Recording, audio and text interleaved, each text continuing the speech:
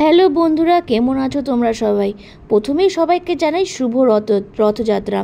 তো আমি থাকি ভদ্রেশ্বরে, আর আমার বিয়ে হয়ে গেছে প্রায় 11 বছর, কিন্তু আমি কোনো দিনও রথ দেখিনি। একদম ঠিক শুনেছেন, আমি কিন্তু ভদ্রেশ্বরে রথ দেখিনি। সেইভাবে কিন্তু কোনোদিনও ভাবিনি কি না রথের মেলায় যাব, বা রথের দড়ি টানবো, বা রথে জগন্নাথের পুজো দেব। ঘরের মধ্যে যে জগন্নাথ ছিল তাকেই কিন্তু ফুলমালা পরিয়ে মিষ্টি দিয়ে কলা চিনি দিয়ে পুজো দিতাম। কিন্তু হঠাৎ করে এবার আমার মনে হলো, আমি আমার হাজব্যান্ডকে বললাম চলো না, কেননা আমরা ভদ্রেশ্বরে রথ দেখি। তখন আমি আর আমার হাজব্যান্ড প্রায় 4:30 বিকেলে নাগাদ বেরিয়ে পড়লাম। প্রথম যে রথের ওখানে গেলাম, সেখানে কিন্তু তখন ছোট্ট রথ সাজানো হচ্ছিল। তারপরে আমরা বাজারের মধ্যে চলে আসলাম, সেখানে প্রায় বড় রথ ছিল, একদম এতই বড়।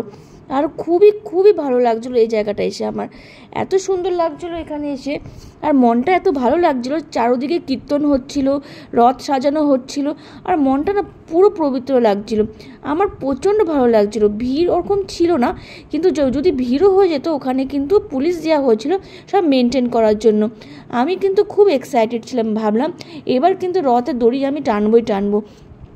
অনেকক্ষণ অবধি ওয়েট করার পর দেখছি ওখানে পুরো সাজানো হচ্ছে, সবাই যারা যারা মালা দিচ্ছে তাদের মালা পরিয়ে ওখানে সাজানো হচ্ছে। এদিকে কীর্তনে সবাই ব্যস্ত, খুব সুন্দর লাগছে।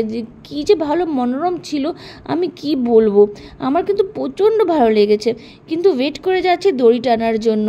ঠিক তখনই হুড়বিড় লেগে গেল, সবাই দড়ি ধরে টানাটানি করছে।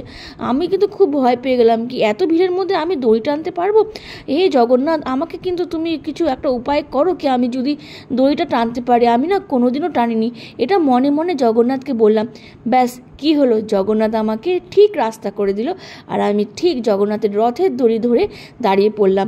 আর আমার এত ভালো লেগেছে, মনে হচ্ছে জগন্নাথই এসেছিলো আমাকে এইটা করে দেওয়ার জন্য। আর আমি একদম জগন্নাথের নাম নিয়ে জয় জগন্নাথ বলে রথের দড়ি টেনে নিলাম। প্রচণ্ড ভিড় ছিল, কিন্তু আমি একটু ভয় পাইনি, মনে খুব খুশি হচ্ছিল। এটা হলো আমার একটা ছোট্ট ব্লগ রথযাত্রা। কেমন লাগছে বন্ধুরা, প্লিজ জানাবেন।